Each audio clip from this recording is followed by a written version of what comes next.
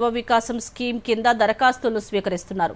Online దరఖాస్తులకు April 5వ తేదీ గడువుగా నిర్ణయించారు. దరఖాస్తుల పరిశీలన తర్వాత ఎంపిక ఉంటుంది. రాజీవ్ యువ వికాసం పథకానికి సంబంధించి మరింత సమాచారం దూరదర్శన్ న్యూస్లో చూద్దాం. ఎస్సీ, ఎస్టీ, బీసీ, మైనారిటీ వర్గాల నిరుద్యోగ యువత కోసం తెలంగాణ ప్రభుత్వం రాజీవ్ యువ వికాసం పథకాన్ని తీసుకువచ్చింది. రాష్ట్ర వ్యాప్తంగా 5 లక్షల మంది యువతకు స్వయం ఉపాధి కల్పించాలనే ఉద్దేశంతో ఈ స్కీమ్ను తీసుకువచ్చారు.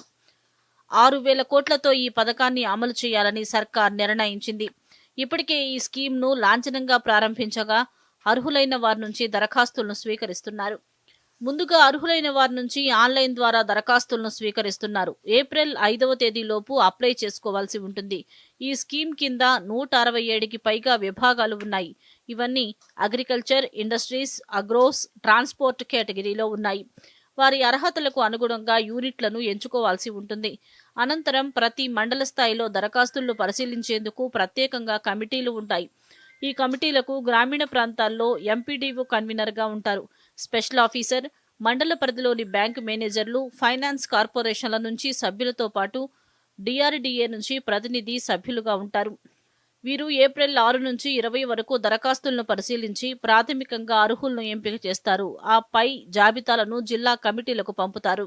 పట్టణ ప్రాంతాల్లో మున్సిపల్ కమిషనర్ లేదా జోనల్ కమిషన్ కన్వీనర్గా వ్యవహరిస్తారు. జిల్లా స్థాయిలో ఏర్పాటయ్యే కమిటీకి జిల్లా కలెక్టర్ చైర్మన్గా వ్యవహరిస్తారు. కన్వీనర్గా డిఆర్డీఏపీడీ ఉంటారు. జాయింట్ కలెక్టర్ సభ్యుడిగా ఉండటంతో పాటు ఏడీ, పీడీలతో పాటు పలువురు సభ్యులుగా ఉంటారు.